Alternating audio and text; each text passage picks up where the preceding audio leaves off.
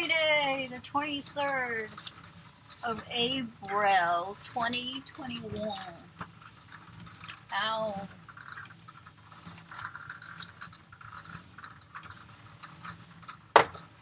Happy Friday.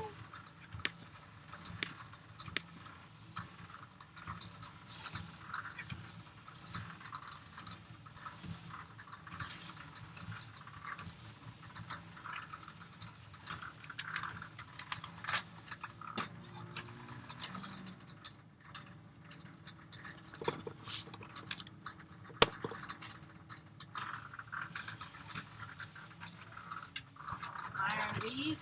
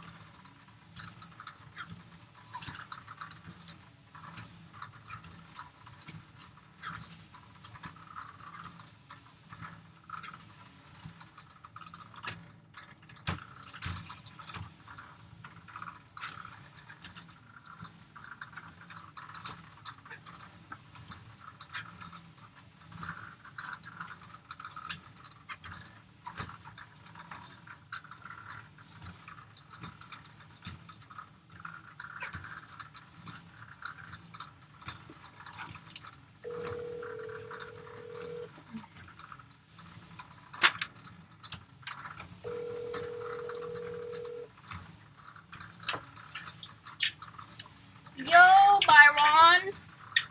What's up? Are you walking? What are you doing? Treadmill. Whose dog is that?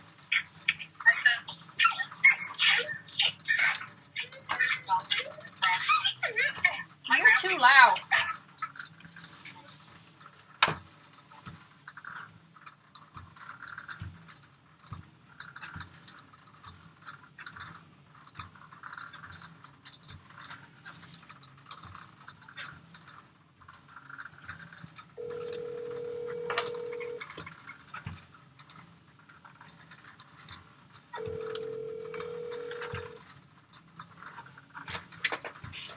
Hello. Hey, John. Can you see me? Okay.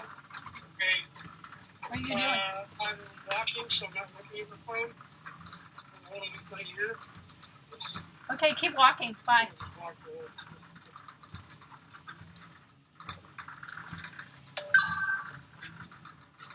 Keep going.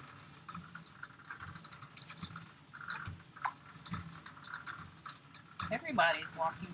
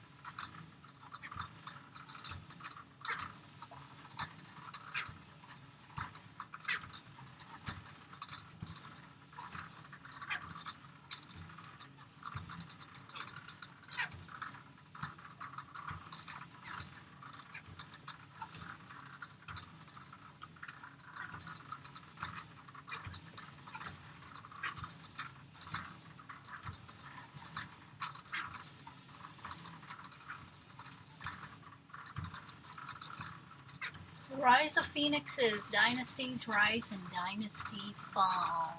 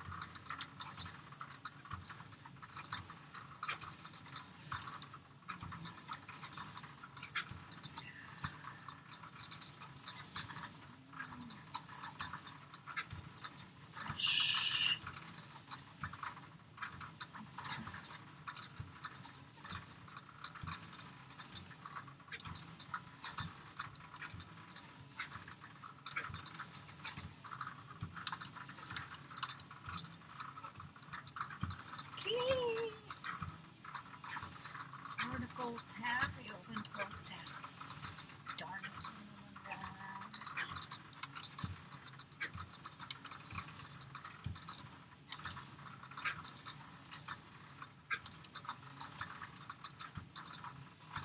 Next media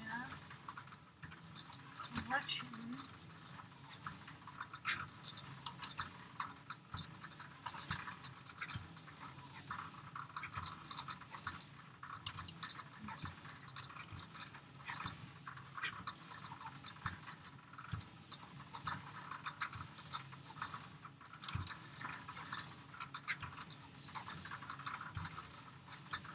Built the Yellow Springs and set it over Imperial power, inciting strife and conquering the earth.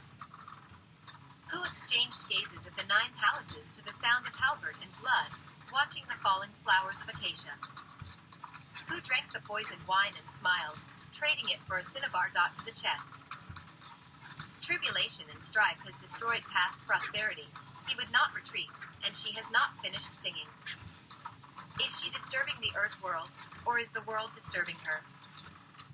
This is a seemingly simple story about an era of recovering the old country and the fight for the throne, and the men and women on both sides. To conquer or resist, to push away or fight for chance. To provoke or to still, to love or to refuse love. Latest chapters. Chapter 173. Chapter 172. Chapter 171. Chapter 170. Chapter 169. Chapter list. Chapter 1.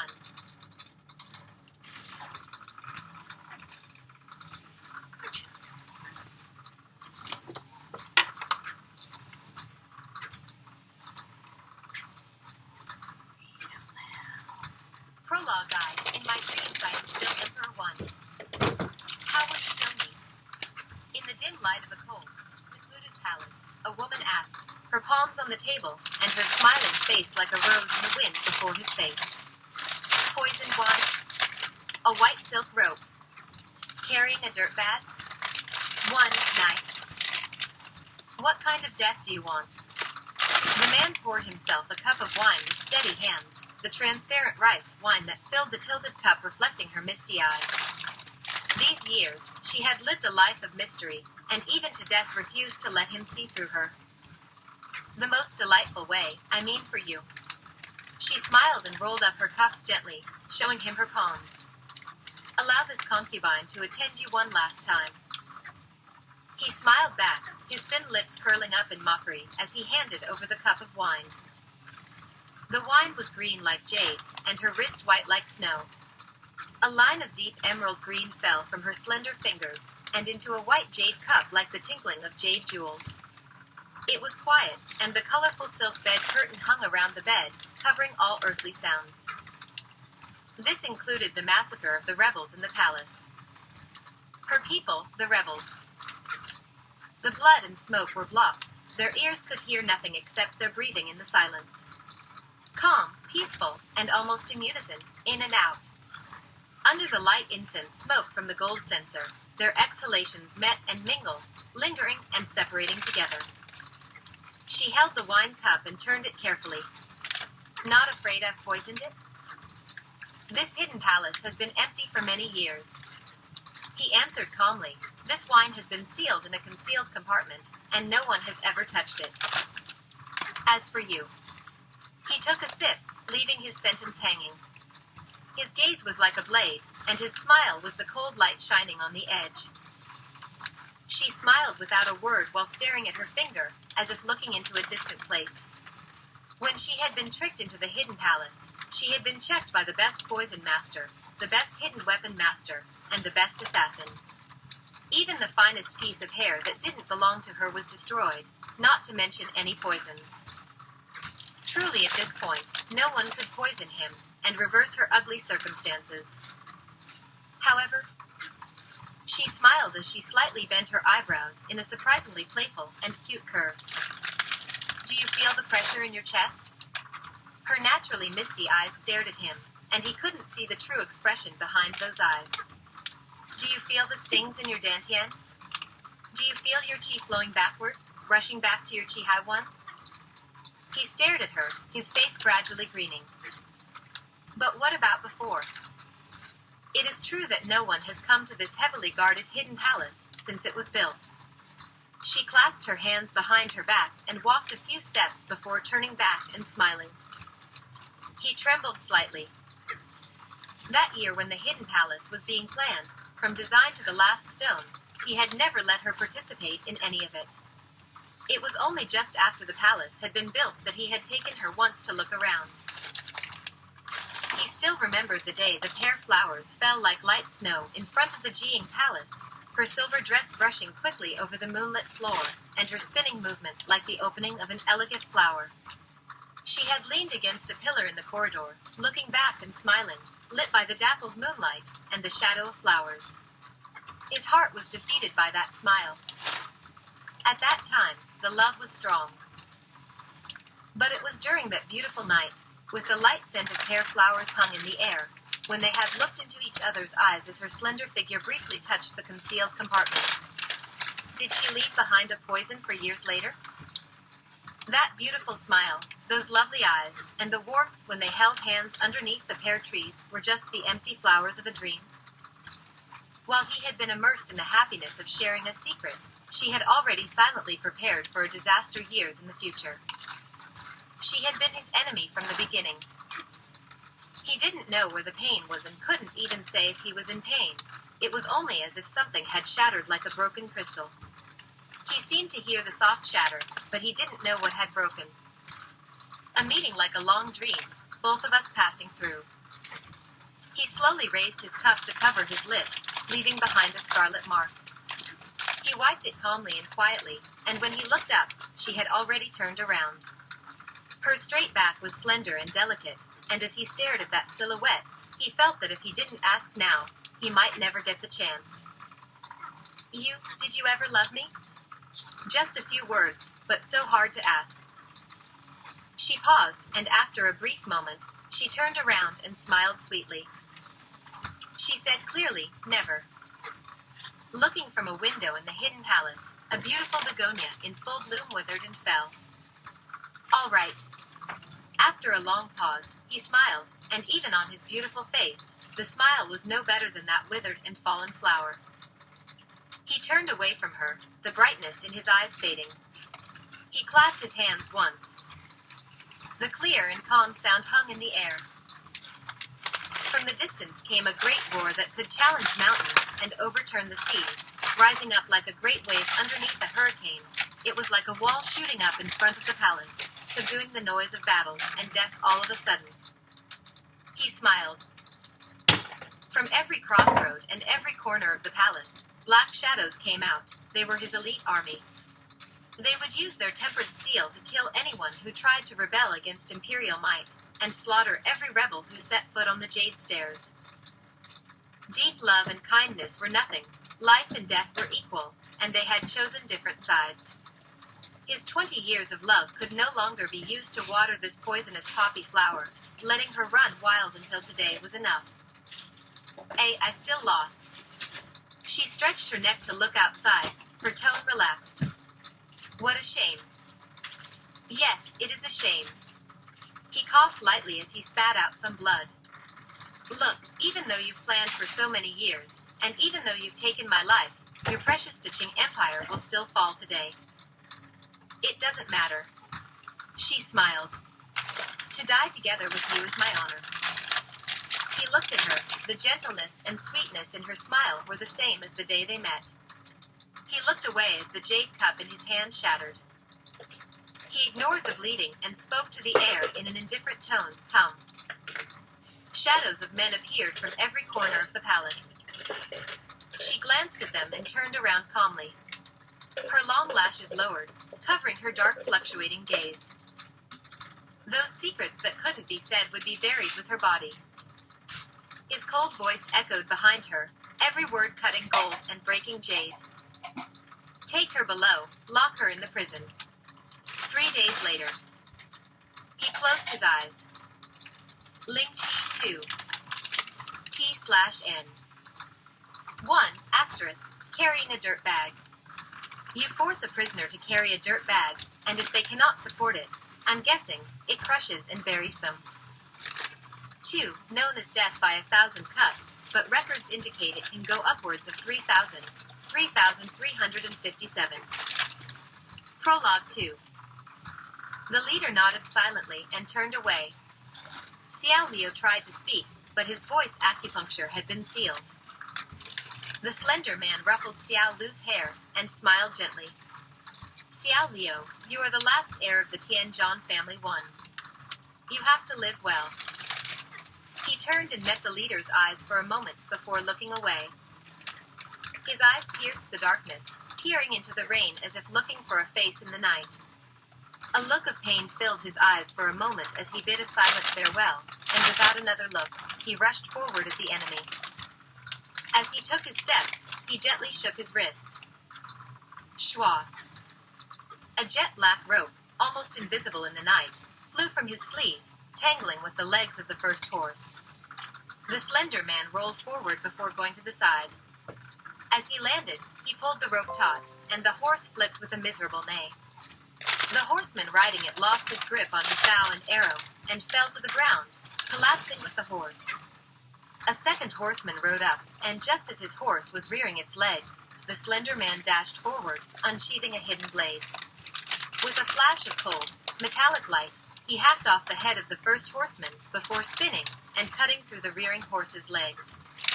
As the crippled horse fell, the slender man stilled for a moment, and just before the horse crashed into the ground, he jumped forward and landed comfortably on top of the horse. With a quick stab, he pierced the heart of the second horseman and pulled his blade free. As the horse hit the ground, the third horseman neared and slashed with his longsword. Song Yen jumped backward, his thin blade parrying the longsword in midair. The two weapons clashed, and amidst the sound of metal against metal, there was an almost silent click. The horseman felt his blade push through with barely any resistance, but before he could even react with happiness, the point of the blade lunged toward him like a venomous snake and pierced his neck. 3 elite soldiers killed were in a handful of seconds.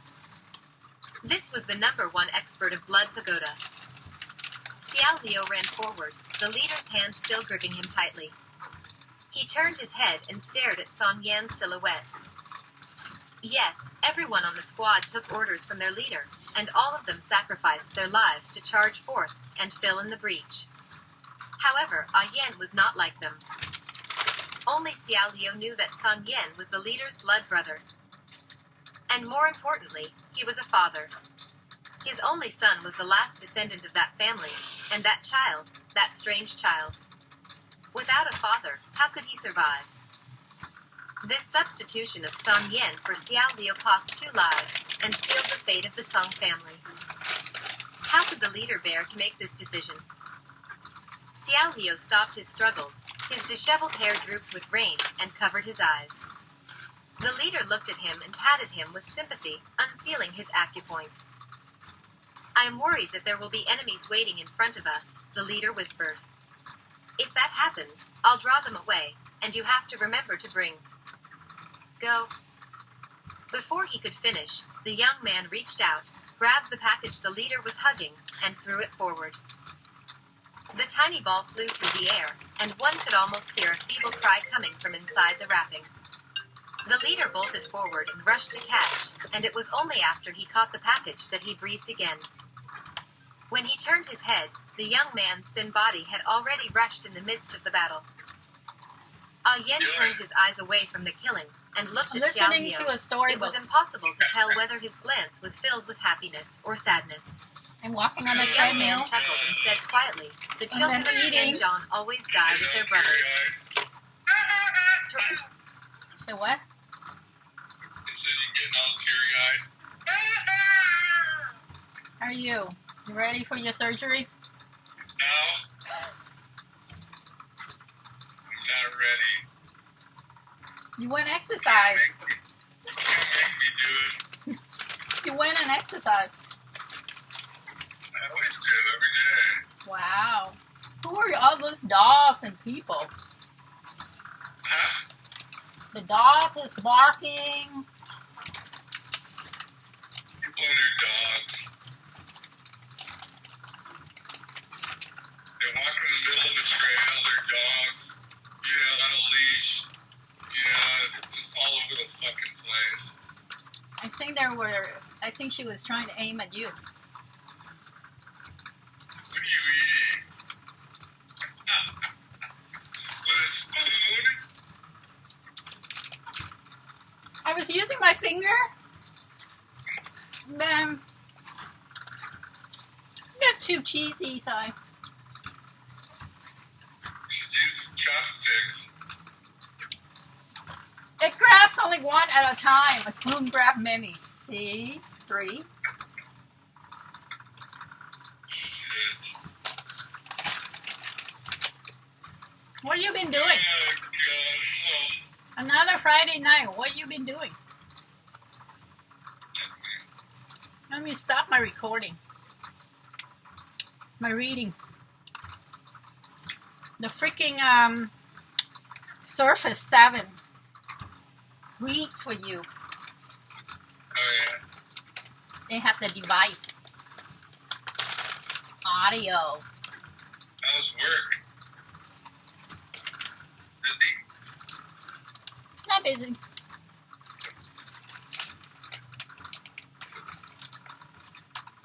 How's not working? Enjoying I life? like it. I like it.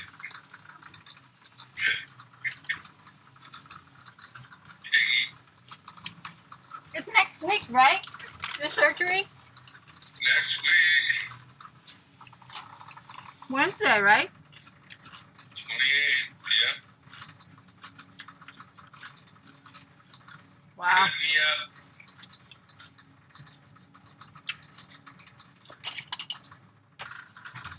At 5 in the morning, you said? 5:30 is when I gotta be there. I don't get surgery till about 7 because they have to do a bunch of shit to me first.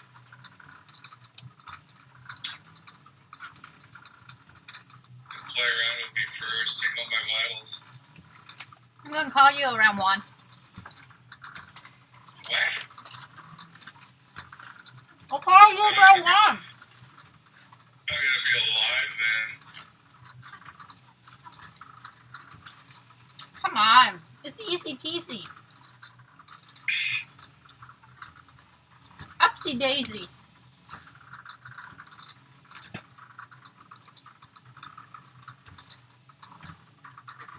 Piece of cake. He's at the peak of his life. 55-year-old Porter. Dr. Porter. Like Porter, man, he knows his shit. Gotta give him that. This is the third one. Third operation in 8 months. I'm quite the trooper. Fuck. The last one too. Better be the last one. Oh, we found out that it wasn't cancer. I'm just waiting for that. It is cancer. Possibility that it isn't. Didn't they do a a biopsy already? No, they don't do biopsies on that. On the clear cell, they don't do them until they're in there taking it out. Oh, yeah. That happens before. At the surgery, they take it out. And to see if it's They take it. benign And they do. or malignant. Yeah. Yeah. So after the surgery, they Ding would be... dong. What? Ding dong. After the surgery, they determine if you need another one or not.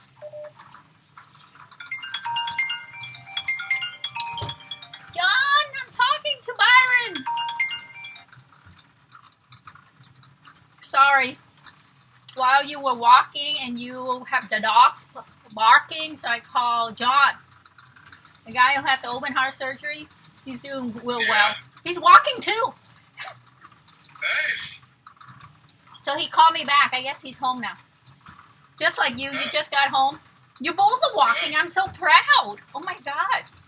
I was calling you guys and you're walking. I'm like, holy cow. What are you doing? Drinking Coke and eating Cheetos. You're next. On a treadmill. I got kidney stones. I got Look. kidney stones. Look. On a freaking treadmill. No. There's a difference. Is there? Yeah, I'm killing it all. I'm going to poop it out. Why do you think I'm eating all that crap? Because I'm walking on the treadmill. Oh, yeah. You're really moving, too. Really getting that heart rate up, aren't you?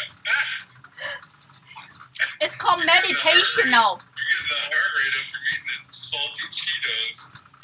Meditational, buddy. Meditational. No increase of heart rate. Oh, yeah. Hey. You know, I got a good one.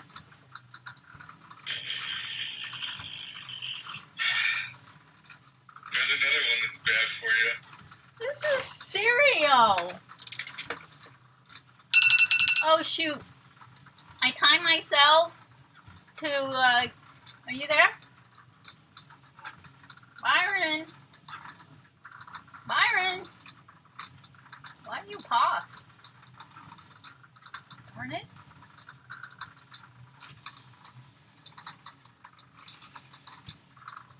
Why you pause? Call John.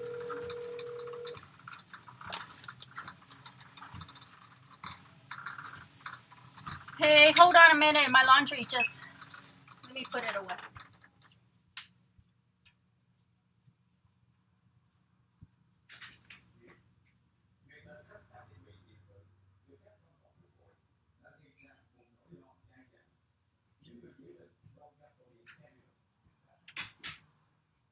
I got 6 minutes. How's the walk? How's your walk? Can you hear me?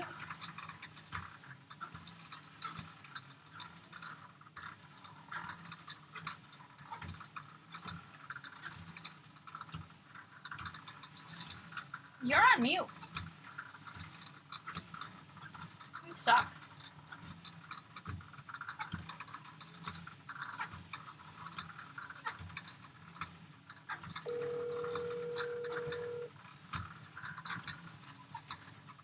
Can you hear me? I said I have 6 minutes. My laundry need to put in the washer. For the clothes to be in the dryer. How are you doing? I'm okay. You ate yet? It was a while ago, but it feels like it was just recently. It was probably 4 hours ago. I just had Cheetos and Coke. Yeah. I just bought some Fritos, chili cheese Fritos, Hey, is along that with what? some Diet Mountain Dew. I was taking my walk to 7-Eleven. I figure. I hadn't done this since Thursday last week, so I skipped it for 7 days for some reason. Didn't feel like walking, I guess. also warm in my house when I get back, though. Is it warm? When I get back from the walk, it is. It'll take me a while. I'll cool down.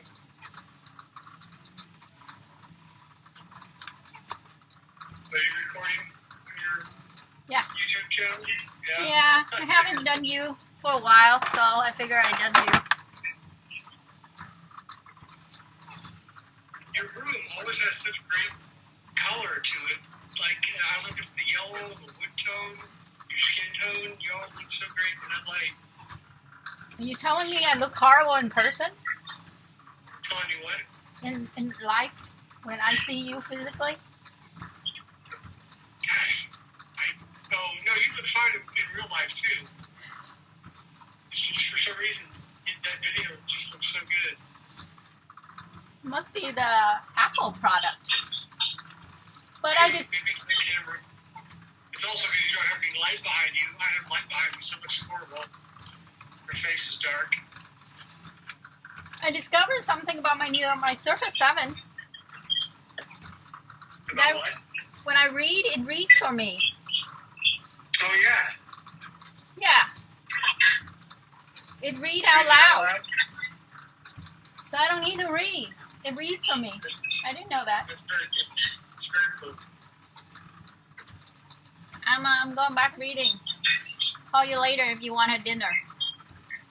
Dinner? What do you want for dinner? KFC.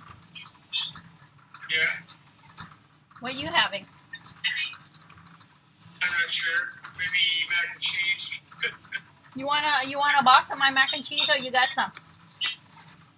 Gosh, you break it up a lot. When you say, Do you want some mac and cheese? I bring it over for you. I drop it off. I have 2 boxes of it. Oh, okay. All right I'm then. good. I would like you to come over and put the right amount of water in there, though. I can't figure that out yet. It's just a little bit over the noodles. Make it. Yeah. You boil it and you put it in, and then you put a cover and you're done. Then I'll talk to you later. Ciao, ciao. Okay. See you. See ya.